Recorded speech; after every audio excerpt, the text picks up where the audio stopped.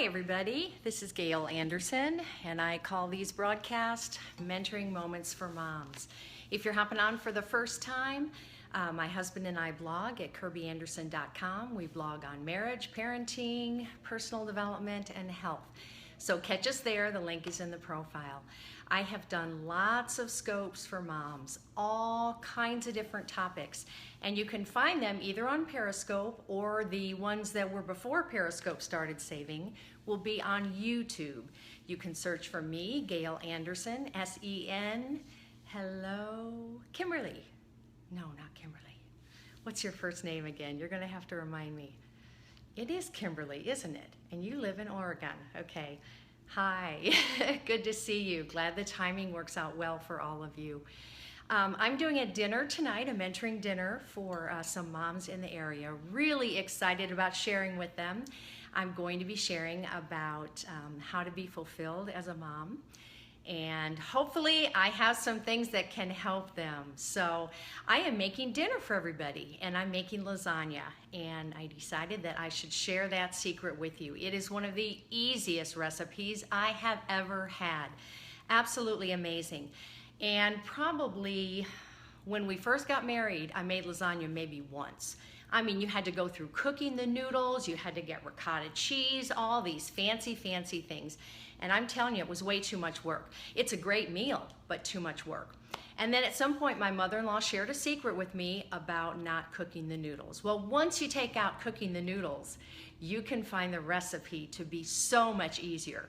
And when I was in those busy years, I mean, I would do it different today, but I cooked a lot of casseroles or crock pot type things because I really enjoyed being able to, at breakfast, make the first preparations for lunch, at lunch, make the first preparations for dinner, so then I could just throw something in the oven at 4 o'clock and know that most of the part of dinner would be ready. It's very nice.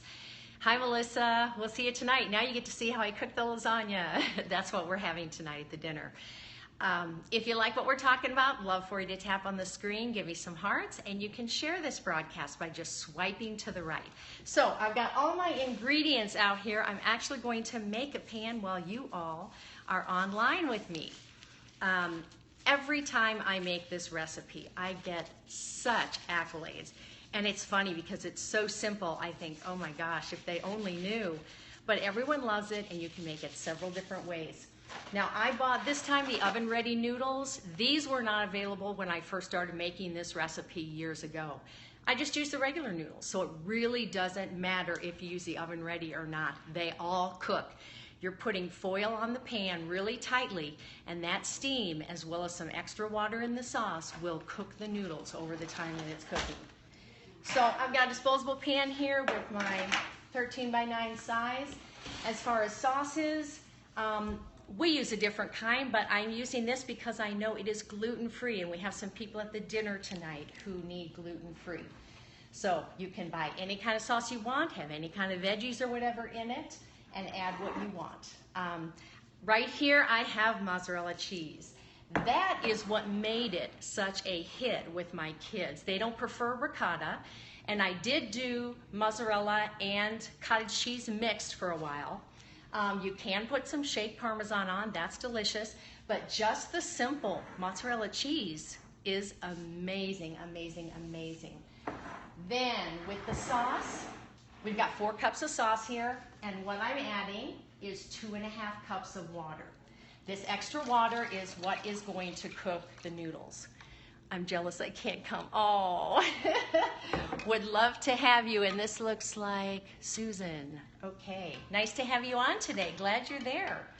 Hey, we do have a few spots open. If there's anybody that hasn't registered, you can come. It's at 61st and Lewis in Tulsa, right off I-44. So, because we are vegan, we do not use meat anymore. But if I were making this back in the day when our family did eat meat, I would have my ground beef or sausage already cooked. I'd throw that right in the sauce. Now, since we're not using that, we are using vegetables. Now, of course, I'm using a lot more vegetables than you would if you're also adding meat. But I've got 6 cups of chopped veggies. I've got red pepper, green pepper, zucchini, onion, carrot, frozen spinach, celery, and some mushrooms. I like to put some canned portobello mushrooms in here because, believe it or not, that gives the texture and the flavor that you have meat, and you actually have no meat in this lasagna. So I'm going to go ahead and throw in these 6 cups of chopped veggies. And if you're wondering how I did this, especially for 2.5 pans of lasagna like I'm making, I pulled out my food processor, used the little tube so that the veggies would stand up, and did as good as I could, putting small enough long slices in that it would go ahead and get sliced. I don't use the chopper, I don't use a grater, I just use the slicer. So I am just mixing in the 4 cups of sauce, the 2.5 cups of water, and now I've got 6 cups of vegetables in here. Again, the only reason that I have so many cups of vegetables is because I don't use any meat in here. You would just use a pound of ground, whatever kind of meat you're using. So I'm gonna put just a little bit of sauce here, a few tablespoons of sauce on the bottom of the pan, just so that the noodles don't stick. Basically, this lasagna is going to be 3 sets of layers. And the layers are noodles, sauce, and cheese. So I will do that 3 times. So I'm going to put a layer of noodles in here. Sometimes I do break the noodles up so that I have them covering the whole bottom of the pan. That works pretty good. I'm going to use about a cup of sauce here, maybe a little bit more. Probably more, actually. Maybe it's more like 2 cups for the 3 layers. Definitely on the top layer, I want to have plenty of sauce as it goes through to the other layers of noodles. And you may be able to see this just a little bit. I've just got the sauce covering the noodles. I have about almost 4 cups of cheese here. So I'm going to use a little bit over a cup per layer. And of course, I'm guessing, totally guessing.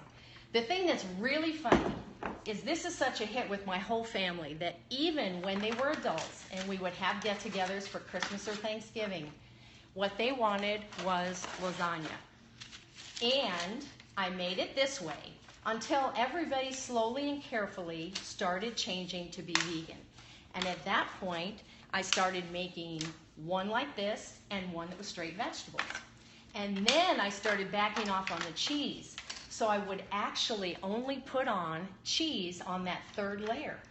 And it's hilarious because even my son, who I know loves cheese and who I don't know if he would choose to not have it, couldn't even tell. He was faked out by the fact that there was cheese all over the top. So just another little hint. And if you have little kids, make sure you chop up these veggies really small because they won't notice them.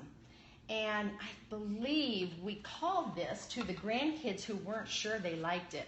I think we called it Nana's Special Pizza. Yeah, it is funny. So now actually everybody eats the vegan lasagna. I think I put a little bit of cheese on one little area for one of my sons, but that is pretty much it. Oh, looks like I'm overdoing it on the cheese. I'm going to have to get some more. Oh, and I've already gotten this here. Here we go. Okay, you guys, see how long this is taking me to do this? Almost nothing. And it is so delicious. Oh my gosh. People think you slaved, absolutely slaved to make this. Little bit of prep work, but it's well worth the effort. So this is basically it. Nothing really hard. You can try this, and I will tell you, even when it's just my husband and I make a 13x9 pan because the leftovers are even more delicious than it is fresh. Once those flavors all get melded together, they are fantastic. And sometimes we'll even eat it cold.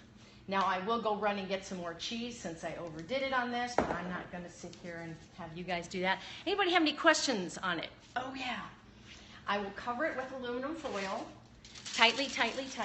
Back in the day when my mother-in-law gave me this recipe, she would use wax paper that would help the steam, but I quit using that, and it really doesn't matter whether I have the wax paper on there or not. I just put the foil on and tighten it. And of course, you know, I don't love using foil. It's about the only thing I really use it for. but it makes such a delicious recipe. It is worth it to me to use it for that. So this is going to cook, a 13 by 9 pan, about 1 hour and 3/4. And then I will take it out of the oven, let it sit there for about 30 minutes. That helps it all to kind of congeal. It'll fall apart pretty easy if you try and take it out when it's too hot and hasn't gotten stuck together. And then if you do an 8 by 8 pan, which I don't recommend because you want leftovers, you can go ahead and cook it just 1 hour and 1/4 at 350. And it is totally delicious. So get this, ladies, you're gonna throw some salad here and then some bread, and that is going to be it. You have your entire meal. You probably have leftovers for another night, and it is very, very easy. I like cooking for my husband and I almost like a week at a time. So I use a salad box, which I think I have shown you guys before. Our main eating is beans, well, vegetables and beans. That's really what our meals consist of. So that white box back there, I don't think you can see, is my salad box. This is also what I prepped yesterday for the week, so I can make wraps and pitas. I'm missing a comment here. I'm cutting vegetables right now. Good job. Okay, so here's all the veggies that are cut for my salads for the week.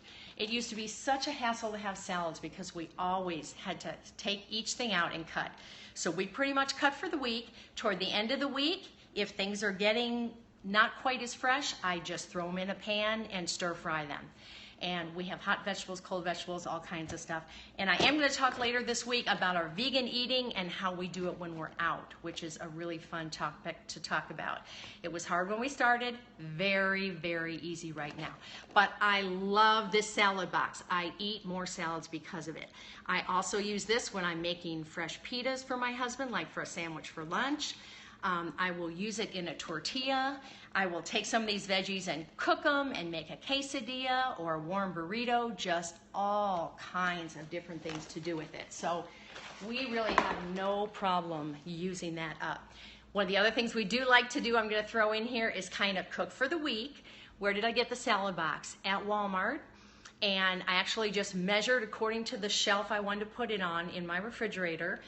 And then instead of just going out and buying random containers, I actually found a size and a height that would fit, and I had to order them on Amazon. So it's really unique to your refrigerator and then what containers you need in here. I love it that you don't have to put the lids on this because you've got the lid on the whole thing. Now, I will often put just a piece of paper towel in there to absorb any kind of extra moisture, and that works good. But another thing we'll do for the week is I might make a huge pot of soup for the week. And usually we eat lunch and dinner at home, so we go through that even though there's only 2 of us. So write in with any questions you want, or let me know by email. My email is in the profile. Again, all of my scopes are saved on YouTube, Mentoring Moments for Moms. And I hope you all have an enjoyable day. We will see you soon.